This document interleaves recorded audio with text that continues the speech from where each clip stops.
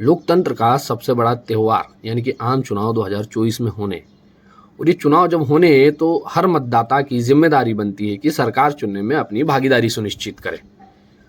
और ये सुनिश्चित करने के लिए आपको किसी को मतदान करना पड़ेगा। कई लोग कहते हैं कि हम किसे मतदान करें, दोनों ही हमको तो समझ में नहीं आता, हमको तो दोनों में भ्रष्टाचारी नजर आते हैं, दोनों ही पार्टियों में या जितने भी ऑप्शन है सब हमको तो खराब लगते हैं, तो हम किसे वोट करें, हम तो नोटा में वोट कर देते हैं।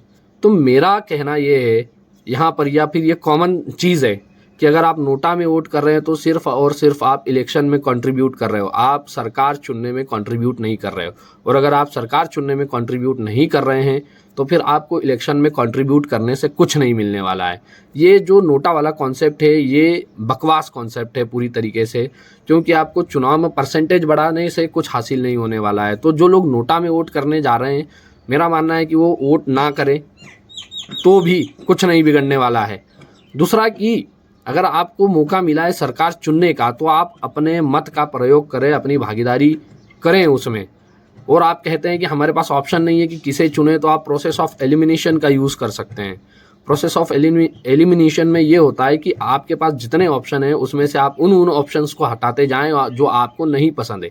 क्योंकि रैंकिंग तो हर जगह होती है कि ये 10 लोग हैं, 10 में 10 खराब हैं, पर उसमें से लोग ऐसे हैं कि एक सबसे ज़्यादा खराब है, फिर उससे कोई थोड़ा कम खराब है। तो ये प्रोसेस ऑफ एलिमिनेशन के थ्रू आप खराब लोगों को निकाल सकते हैं, खराब ऑप्शंस को निकाल सकते हैं। उसके बाद जो एक ऑप्शन बचेगा आप उसको सिलेक्ट करें, आप उसको अपना मतदान करें। क्योंकि कुछ लाइनें मैंने पढ़ी थी, एंटोनियो ग्राम्शी करके हैं इसको लिखने वाले, उनकी लाइनें थी कि मैं एक जिंदा इंसान हूँ, मैं किसी एक पक्ष में होता हूँ और मुझे उन लोगों से नफ़रत है जो किसी पक्ष में नहीं होते, मुझे उन लोगों से नफ़रत है जिन्हें फ़र्क नहीं पड़ता। तो भैया आपको अगर मौका मिला है तो आप अपनी भागीदारी सुनिश्चित करें। और वोट करने से पहले आपको एक और चीज़ ध्यान रखने की ज़रूरत है, वैसे अभी तक का तो मुझे पता नहीं, पर इस बार विशेष ध्यान रखने की ज़रूरत है कि आपके पास जो सोर्स ऑफ इंफॉर्मेशन है वो आप तक फेयर इंफॉर्मेशन नहीं पहुंचाते हैं। कहने का मतलब कि आपके पास एक तो सोशल मीडिया बचता है और दूसरा बचता है मेन स्ट्रीम मीडिया। तो मेन स्ट्रीम मीडिया तो भाई बिक चुका है, दलाल हो चुका है। मैंने कुछ शो देखे और मैं खुल के कह सकता हूँ कि आज तक जैसा चैनल जिसको सबसे ज़्यादा लोग फॉलो करते हैं, सबसे ज़्यादा भरोसा करते हैं, वो सबसे बड़ा दलाल है। क्योंकि मैंने जो शोज़ देखे हैं उनमें उनके एंकर्स नहीं होते भाई, वो डिफेंडर होते हैं, रूलिंग पार्टी के डिफेंडर्स होते हैं। मतलब उनका काम होता है कि जो भी रूलिंग पार्टी है उससे क्वेश्चन करे, तो भाई वो क्वेश्चन तो करते नहीं है, उल्टा उनको डिफेंड करते हैं कि अगर कोई अपोजिशन उसके क्वेश्चन कर रहा है तो वो बात को घुमाते, इतनी जल्दी घुमाते हैं, क्योंकि बोलने में तो एक्सपर्ट होते हैं, तो बात को इतनी जल्दी घुमाते हैं। या फिर सारा ऑपरेशन उनके हाथ में रहता है। अगर कोई विपक्ष का नेता या कोई और भी ऐसा इंटेलेक्चुअल अगर पर्सनैलिटी उनके पास बैठ के इस तरीके की बात करता है तो उसका माइक ऑफ कर देते हैं या मौका नहीं देते हैं। तो ऐसी बातें हैं। तो आपको इन दो सोर्स ऑफ इंफॉर्मेशन के अलावा और ऐसे माध्यम देखने पड़ेंगे जहां आपको जानकारी सही से उपलब्ध हो सके, आपको पता चल सके कि वास्तविकता क्या है।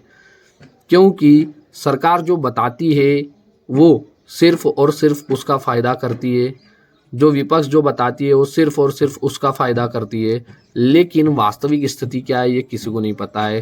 कुछ लोग जान रहे हैं, पढ़ लिख रहे हैं तो उनको पता होता है।